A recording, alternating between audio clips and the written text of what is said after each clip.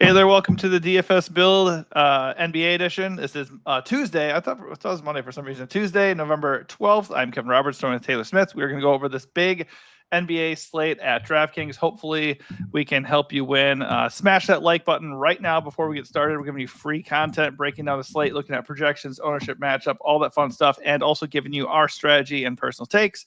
Yesterday was pretty good. I somehow min cashed with Jose Alvarado's 5. But, Alvarado was a good play. It's just like we can't be so results based. It just didn't work out. He was injured and he was awful and he had a little bit of foul trouble. It just didn't work out. But so many other great plays that hopefully you listened to and helped you win. If you did have any success yesterday, leave it in the comments and smash that like button across the board. So let's get started. We're going to go position by position because this is a bigger slate. We're going to start at point guard. And naturally, Luka Doncic leads the way with a 56-point fantasy projection. I think he's probable for this slate. Yes, he is. So he should play. If we want to pay up, his price has come down a little bit. It's $11K flat. His projection is a little bit lower than it tends to be because I think the matchup against the Warriors is not ideal. But it's Luka. He can get there. So let's start it there, Taylor. Are you paying for Luka? Probably not. Giannis is in a really obvious spot without Dame, so I think Giannis is going to be the pay-up option who's going to look the best, and I just kind of am inclined to eat that instead. See, there could be enough value to make them both happen, I guess, but a lot of Q tags still pending, so we'll see what happens with that. But as of now, Luka has some ownership, it looks like, and I'm just not getting there at the moment. Yeah, I mean, obviously, Giannis is so obvious that Luka might be like a really good pivot or just like leverage on the Giannis ownership. There is an argument to be made that we don't necessarily have to play either of them also because there's a lot of really good plays and it's a pretty big slate. So, assuming they don't get 80 or 90 fantasy points, like you can probably win without them, but they both look really good. And I agree, Giannis is the preferred spend as things go. But next up right here, Devin Booker, second best projection at point guard, almost 50 fantasy points and with no KD. So, I mean, that's one reason why we don't need to go get Luka and possibly Giannis because of guys like that. So I like Devin a lot, 8.8K against the Jazz. This game honestly feels pretty stackable if with KD not there. It could stay a little bit closer than it normally would, but obviously Booker is the top option in that game, and he looks like the best point guard play of the slate to me. Yeah, I mean, he and Tyus Jones, even Tyus Jones is only 5'4". I think both guys, you can play pretty much anyone on the Suns tonight. I think that's going to be the team we target the most, probably. Yeah. Depending other stuff, but I think he's fine. I don't mind Colin Sexton on the other side of that game for 5'9". I think looks pretty interesting. Decent value on him, but yeah, like you said, that whole game is pretty attackable. Okay, so right after Booker is an interesting one. I'm curious to see what the ownership will be because he's coming off a massive game where he had 36 real points, 58 fantasy points, and he's only 8.3K. Stephen Curry. I hope he's owned because I don't really want to play him. The matchup with Dallas honestly isn't that great by the numbers, and I feel like that's major recency bias. Like I don't really know if we can trust him to come out and do that again. Because honestly, on the year, the Warriors have just spread it out. They're very deep.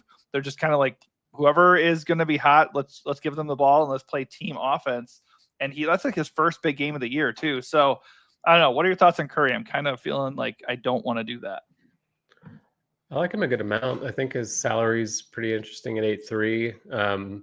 He's been good per minute. He's kind of right around 1.5 points per minute on the season. So he has been better this year without Clay in there. I think, the matchup's not good, like you said, but I think you can play him. He's the same price as Kyrie. There are quite a few point guards in that range who aren't going to be owned. I don't think Brunson or Cade are going to be popular on this slate. Maybe Tyler Hero is. I think Jimmy Butler might be out again tonight. So yeah, he is. 7,400 for Hero is okay, but that even kind of feels a little bit steep for him. I just think Booker's like the clear play in this range, and then anyone else is kind of just a tournament pivot, including Curry. Yeah, I mean, the price on Curry is fantastic. There's no getting around that. I think matchup, recency bias, And, I just feel like his projection is a little bit high. I don't know. I don't want to get people away from Curry because he does project well here and the price is nice. But point guard is a pretty loaded position. I am in on Tyler Hero with no Jimmy. Both him and Bam look amazing. The projection for Hero ideally would be a little bit better, but almost 40 fantasy points, that's not bad. For 7.4K, I'd much rather save $900 with him than go get Steph in a less than ideal spot. I mean, Hero gets the Pistons. That's pretty nice. I don't want to get everybody completely off of the likes of Cade or Brunson. They both look good, but their matchups are not amazing. And I just prefer Devin Booker by a lot in the same price range. Let's drop down to get in like the 7K, 6K range and see if there's anybody that really stands out. I mean, you can look at Jalen Suggs, I guess. I mean, it's the Hornets. He's still 7.4K. He's still no Banchero. The price is still a little bit high for me. The projection's okay, though, and the matchup is great, so I don't hate it. Manuel quickly, if he's in at 7.3K, he looks okay against the Bucks. But then we start getting into pretty ugly territory here. Derek White's not quite as appealing. The price is up now with Jaylen Brown back. That seems not great, but the matchup with the Hawks obviously is. But then we can start talking about punts. You did mention Tyus Jones against the Jazz, 5.4K. He looks really, really good. Then we can look at guys like AJ Green, Keaton Wallace from the Hawks. What are you thinking about these guys if we want to like save a lot and punt at point guard? Yeah, I think Keaton Wallace is going to be really interesting at 3-2. Not necessarily going to start without Trae Young, but even if he doesn't, they're also without Bufkin. They're without Bogdanovich. Like, they have injuries. I think he's going to have to play. He's like min salary. The matchup's not good, but Boston has injuries as well, so they may not be at full strength. I don't think Keaton Wallace is a bad punt at all. He's actually one of my highest owned players on the slate as of now. We'll see how that shakes out with other news, but for now, he looks like a really strong punt to me. Yeah, well, okay. If he doesn't start, who cares? They're probably going to get destroyed. So, I mean, he's probably blowout proof. And if he does start, even still the same. They're so undermanned at guard right now that I think he feels like one of the best plays on the board, it's just especially value wise. Obviously, the matchup with Boston in Boston is never fun. So I don't think I want to go get the really expensive Hawks in this spot necessarily. I kind of hope they get ownership. It's just not something I feel comfortable with on a big slate because we can pick our spots a lot better. But 3.2 Keaton Wallace here does seem appealing. I definitely prefer him over Garrison Matthews, who does nothing but shoot threes. Okay. How are you feeling about the other guy I had mentioned? Oh yeah, AJ Green, because no Dame tonight either. Doesn't look like I have any of him right now. So I don't know if projections are needing to update, but doesn't look like someone I'm going to prioritize. I don't think he's really a point guard. Like, he might get a little extra run, but he's kind of more of a 2 than a 1, isn't he? Yeah, he is. I mean, I've watched some games where he does handle the ball a little bit, but he's not a true point guard. He's not like super cheap. 4.2K is fine. You can definitely play him, but it's not like he's a 3K punt or something. Yeah, that kind of makes him less appealing. Like, I think in that range, you have Mike Conley, who's okay. Like, the matchup's good for him. I think Scoot is interesting at 4,800 in a tournament. Has a roll off the bench, gets some usage. If they get blown out, I think he benefits from that as well. And then I don't know if we mentioned Drew Holiday, but 5-3 against Atlanta looks really good to me, especially if Tatum is out. Horford is also questionable. Like, they might be down a couple of guys. They're already down Porzingis, so Holiday looks good now either way, even with those guys projected in, but I think he's a really strong play if especially Tatum is out. Yeah. Well, I mean, I think if AJ Green starts at 4.2K, he's projected for 30 minutes. I'm okay with it. I don't have a problem with it. It'll be interesting to see what other value opens up. But right now, I'm pretty much looking at Devin Booker as my favorite spend here, and then Keaton Wallace as my favorite punt. Obviously, you can look at pivots. You can still look at Curry.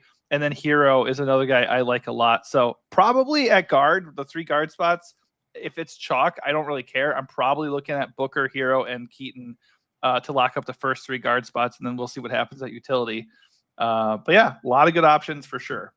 Let's slide it over to shooting guard. Leading the way is Devin Booker with the best projection there. There's a bit of a gap after that. Anthony Edwards is second in projection with 41 fantasy points. He is definitely an interesting pivot off of a chalky Devin Booker, though. I have no problem with that. Same exact price. Not nearly the match, or not nearly the projection, but the matchup with the Blazers is fine.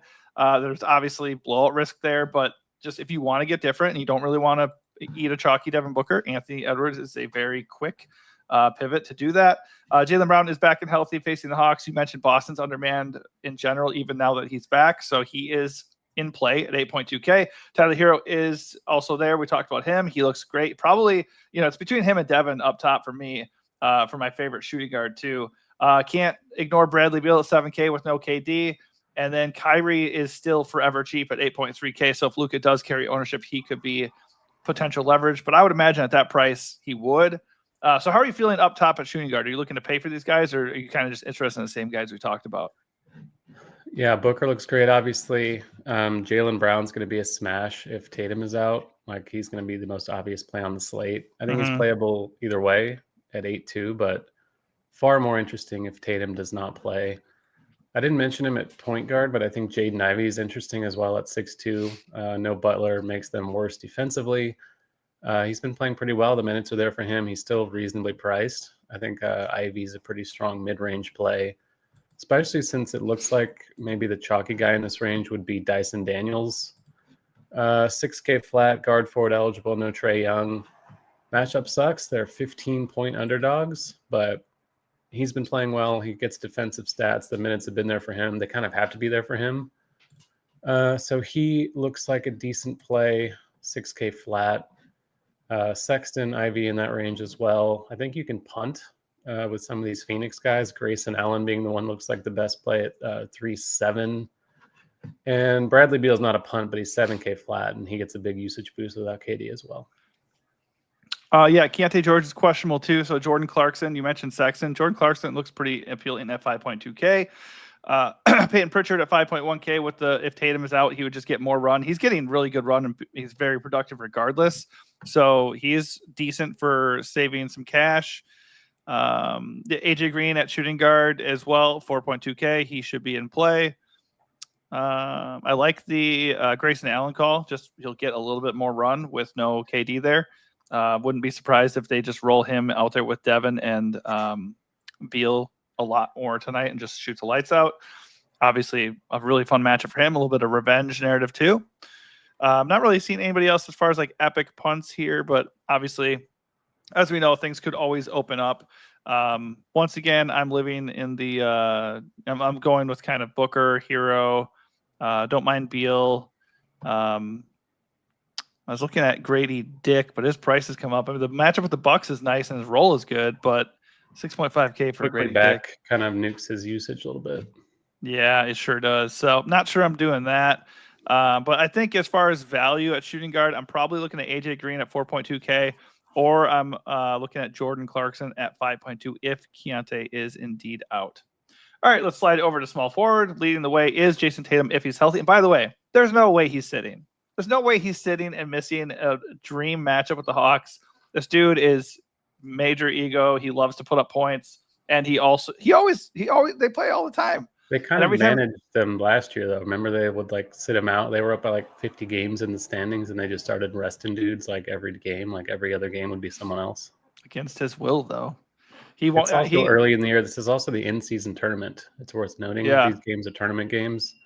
We saw the Celtics like run up the score because point differential matters in these games. So worth noting that I think for sure blowout risk may not be quite as risky in these games. Yeah, fair point. And speaking to that, you touched on Dyson Daniels.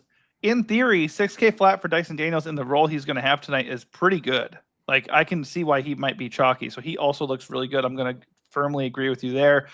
There is the blowout risk, and it's not a good matchup on the road, but Dyson Daniels is a good play by the numbers. And Ricochet as well for 5.5 small forward looks good too. Okay, so if Tatum is in, he looks awesome against the Hawks, and he, anytime we don't like Tatum, he gets like 60. So, I mean, I don't want to play him at 10.2K, given the other, if I'm going to pay up, I'm just going to go get, Luka or Giannis at this point, but he's a good play. There's nothing wrong with Tatum, and I want him to play because then I don't have to go play Jaylen Brown, even though Brown looks great if he's out. Sizable drop off after that. Franz Wagner has a massive role and is facing the Hornets. So in theory, Franz Wagner is a really good play, solid projection at 44 fantasy points. I don't love the price. His price has come way up, and I know he's got an expanded role with Banchero out and all that, and the matchup is sublime, but it just feels not good paying 8.4K for Wagner. If Tatum is out and Jaylen Brown is chalk, though, Franz Wagner is an interesting pivot in that same price range off of Jaylen Brown. RJ Barrett also is a nice pivot off of Jaylen Brown if that ends up being the case. He looks good against the Bucks at 8.3K. And then we can start dropping down to Bradley Beal at 7K, Lowry marking at 7.4. All these guys look really good. I don't mind just going away from the chalk in this spot in particular, because there are really good comparable plays like right away from the guys that could end up being chalky here. Yeah, I'm kind of, as of now, I have a decent amount of Tatum at the high end. He's just kind of relatively cheap for this matchup, I think, at 10-2. I think he's fine. Not really getting to a ton of the 8K stuff. Like Beal would be the next most expensive one I'm prioritizing at 7K flat. Like I said, I think Brown's a great play. If Tatum's out, not really psyched about him if Tatum is in for 8-2. I think Barrett's a little overpriced with Quickly back. Yeah, I think I'm mostly paying down. Like the Daniels range, Risa Shea I mentioned. Even cheaper than that, you got some Suns here as well. Royce O'Neal, Ryan Dunn. There are a lot of ways to go at small forward, and I think paying down is kind of the way I like to do it. Yeah, good point on Barrett. It Quickly is questionable, so I really wouldn't want to play Barrett at 8.3K if Quickly is in. But if Quickly is out, Barrett would look like a smash and a nice pivot off of Jaylen Brown, assuming Brown ends up being chalky. But honestly, Brown, Barrett, Wagner, mostly Jaylen and Wagner right now until we know official news would be the two guys. Is probable, by the way. DK is showing questionable, so I was just going off of that. So in Lowry, I think Lowry is pretty interesting at 7.4, especially since we're going to have exposure to that Suns game. Makes sense to have a run back. Lowry and, like I said, Jordan Clarkson, I like them quite a bit. Your boy Mikal Bridges, 6K flat, 42 minutes last game. We know he's going to get burned. OG Anunoby, 5.9. Again, you can play your Knicks. Philly's not the most fun matchup with Joel Embiid back, but it's there. What is your interest level in Paul George? I don't know if he's small forward eligible. Yeah, he is actually. 8.5 feels a little bit steep, and he doesn't project very well. But his minutes are ticking up. 33 minutes in his last game, and no Tyrese Maxey. I have zero interest in Paul George. Interesting. I don't mind him. Really I don't mind him in tourneys. His minutes have been low, and Embiid is back. I don't really see the need. Well, I'm just saying his minutes are ticking up. 33 minutes in his last game. That doesn't feel too restrictive. No Maxey. I don't see the need. Like low total. Well, the need would be that it's just a tournament pivot from some of these other chalky guys. I think there are guys on how it plays out out that you can play that aren't limited, who are fine. I don't think that's that limited though. 33 minutes. He could get more minutes now. Agree to disagree. All right. Any other values that stand out here? That rookie for the Hawks. How do you say his name? Risa Shea.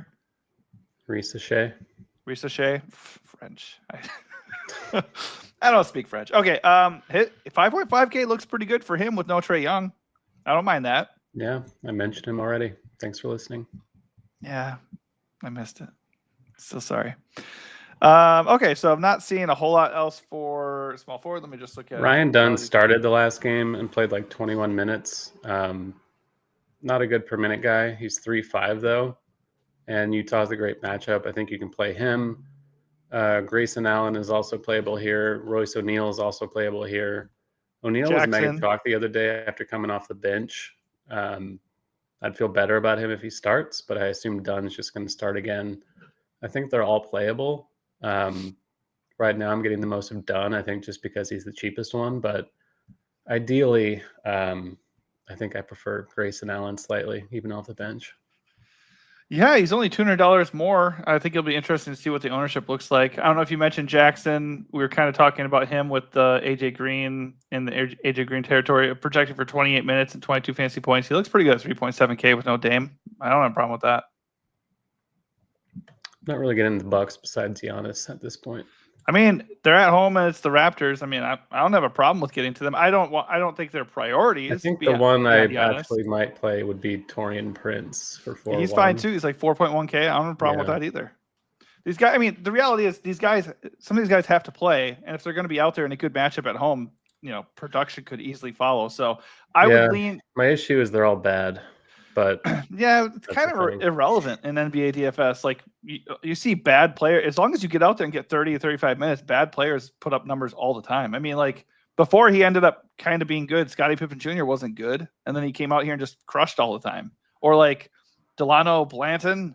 Like, come on. I think we know Taurean Prince is not good by now, though. That's a difference. I know that, but it doesn't actually matter that much. It matters if they're like one guy sliding into like a tiny role. We have no idea how they're going to be used, and they're just going to go sit in the corner the whole game, and like they can't do anything. So Taurean Prince isn't the guy. This is not the flag plant for this debate. My point is, you don't have to be good in DFS. So if the guy's going to play a lot and he's cheap, I will definitely consider him. Like I don't know how good AJ Green or Jackson really are, but for DFS purposes, they're on my radar. All right, so over at power forward, obviously Tatum is still in the mix, but Giannis is 1.1K more expensive, but he has a 9-point edge on him in projection. He looks like the play of the slate. He is all by himself with no Dame. He's coming off a massive game, 43 real points in his last game, I believe. And he's at home. I mean, the Bucks have been not good, but he's at home against the Raptors. It looks like a smash spot for sure. I don't see any real reason to get away from him, unless you just think you can go studless on the slate, which I do think you can. It's definitely a viable strategy. But he looks awesome. I got nothing bad to say against Giannis. You can save the $1,000 and go get Tatum if he's in against the Hawks. Jalen Johnson is going to have way more opportunity with no Trae Young there. Really good projection, 46 points. Just on the road against the Celtics is not ideal. So starting off top with these top options, and Franz Wagner is the other guy who comes in with more than 40 points for his projection. Out of those four guys, who do you like the most at power forward? Easily Giannis, like I've been saying. No Dame. The matchup against Toronto is about as good as it gets. No problem with him at all. I think he's a very easy play. I think if there's more value, he just becomes even easier to get. I assume he'll be quite popular, but hard to get away from. You need raw points. He's the best source of raw points on this slate, so you probably just play him and move on, I think.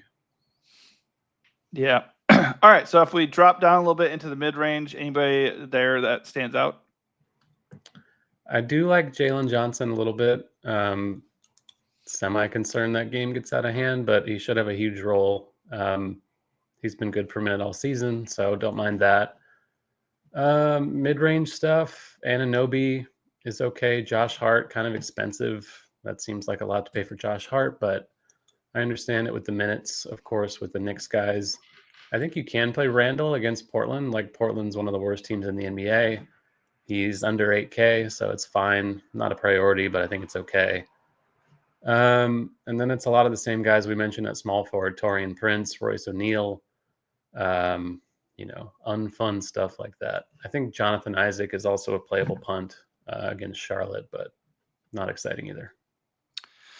Yeah, I agree with everything you said. Jalen is a great play in a vacuum. No Trae Young, awesome projection. Price is just on par with what it's been. Just the matchup is horrendous. So if you ignore blowout risk and matchup, he looks great. I do agree. Giannis is the top power forward of the slate, probably the best play of the slate. I do like Lowry a little bit at 7.4K. Not the best projection, but I just think that game is very stackable and might go a little bit overlooked, especially on the Utah side. Well, in particular on the Utah side, Suns aren't going to go overlooked. Julius is a good call. Julius is a very good tournament play, I think, just because there's a lot of good. Obviously, there's two elite spend ups at this position, but also then you have Jalen Johnson, Franz Wagner, and perhaps RJ Barrett if quickly is out. There could be a lot of ownership soaking up on the top part of this position.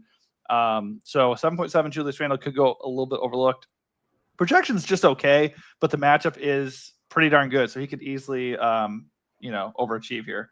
As far as straight up punts go, or elite values, let's see. Naz Reid always looks good coming off the bench, 5.2K against the Portland Blazers. Obviously, if that game gets out of control, he's just cemented into 25, 30 minutes there. You mentioned Ryan Dunn. He's also eligible at power forward for the Suns, projected for 24 minutes. The projection doesn't blow me away. I prefer Grayson Allen between the two, but 3.5K is 3.5K, and it's the Jazz, so he looks good.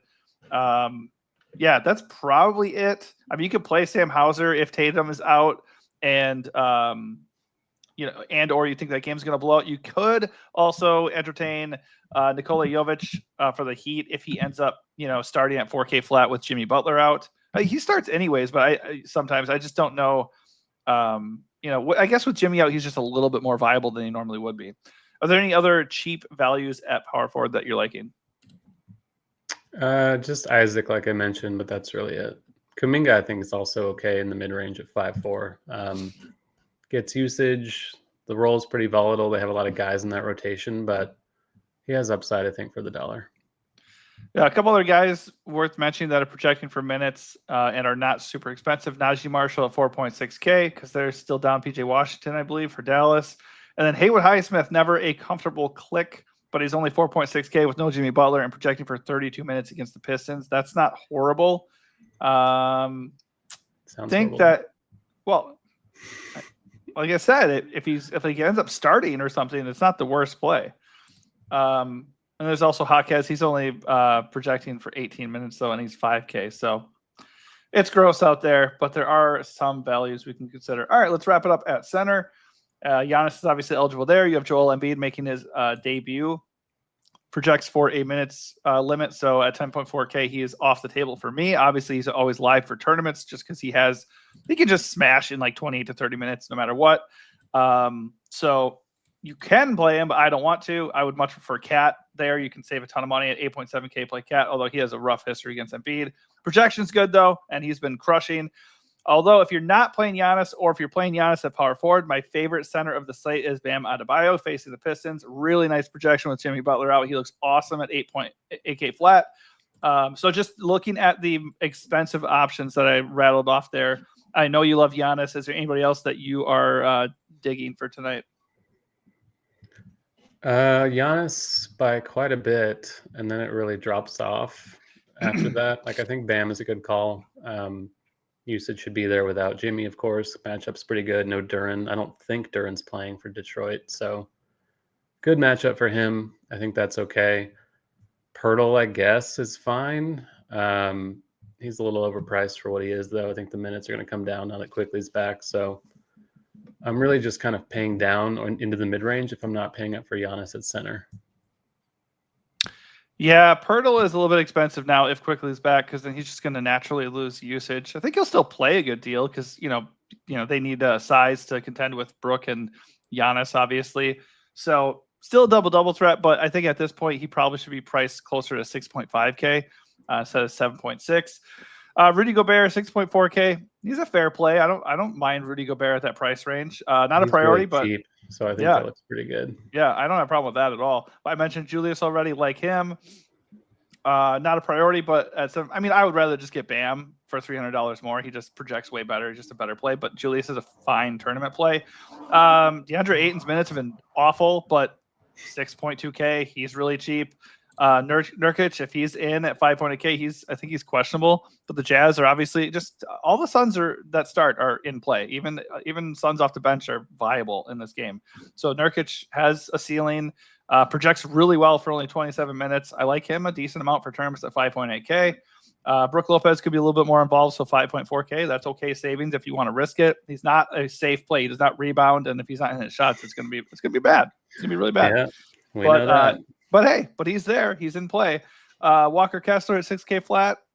Again, I like to play the other side of the Suns Jazz game. That's a pretty good price for a guy who can rack up rebounds, get a lot of block shots. How about direct punts? I know Goga has been crushing for Orlando. His price has come up a little bit though. He is facing the Hornets. I don't know. Is there any other values at center that you like? Kind of like Mo Wagner, a little cheaper than Goga. The minutes are kind of okay for him. I think he's fine. Kevin Love started in the last game. Played 13 minutes. Oh no. He still got there. I think he was like 3K. He's 4K tonight. Ooh.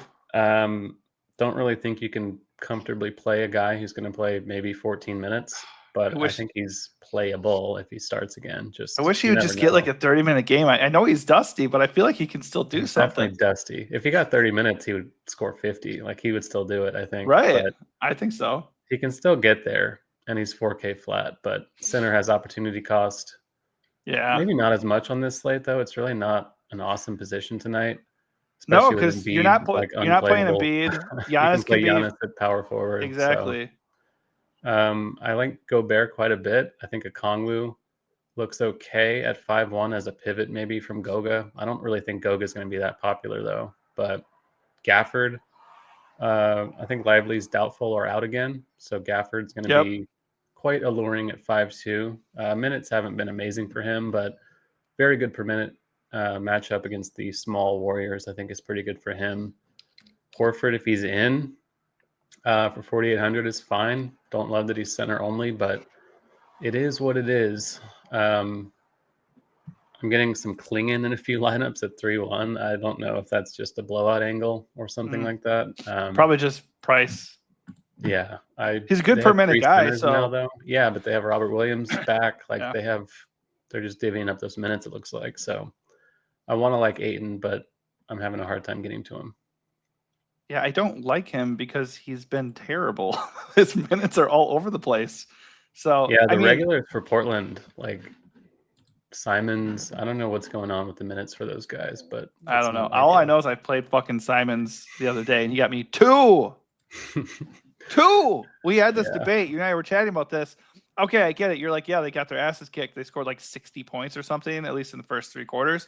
I was like, yeah, but he's a starter, and he played 3 quarters, and he got 2. That's nuts.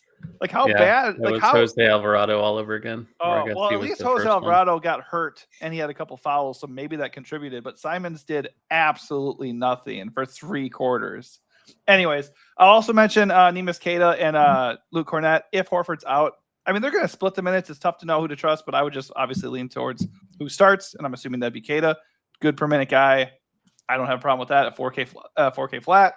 Kevon Looney has been popping when I've been running lineups in the morning. He's 3.1K. I haven't really looked at his game logs, like how much he's been playing, but projected for 16 minutes, he's a decent per minute guy. If he's going to play 15 to 20 minutes, not the worst punt on this slate. You want to know how much Kevon Looney played in the last game?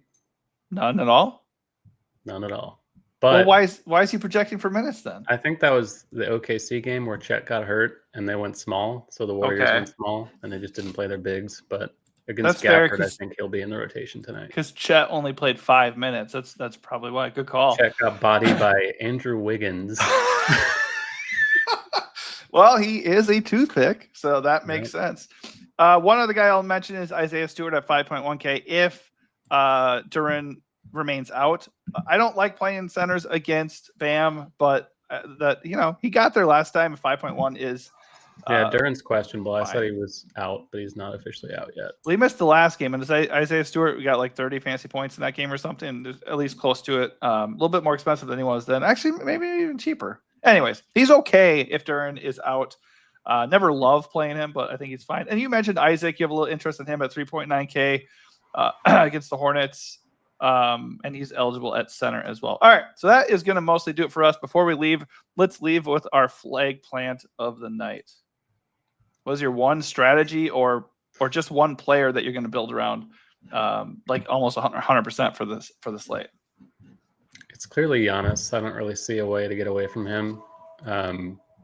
Maybe you can do a Giannis Luka build if there's enough value by that time. We'll see how that works out. I think the Boston situation is the one to watch, though. Like if Tatum and or Horford are out, you can kind of stack everyone in that lineup in a glorious matchup against Atlanta. I think that game stack, I don't really game stack in NBA or any sport, but game stacking in that one has pretty big appeal to me.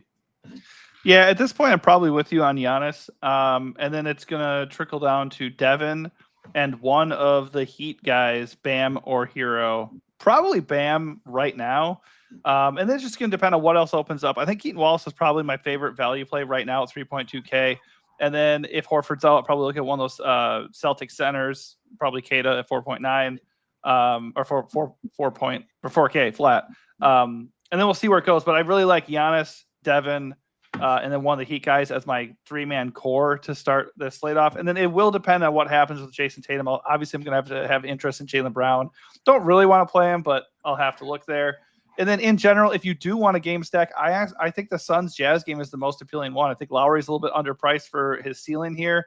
And, Walker Kessler is cheap. Jordan Clarkson's too cheap if Kante George is out. And if Kante George is in, I like him. And then you mentioned Tyus Jones. He's too cheap. Grayson Allen is a nice punt. So really like that game in general, especially if the focus is going to be on the Celtics a ton on the slate.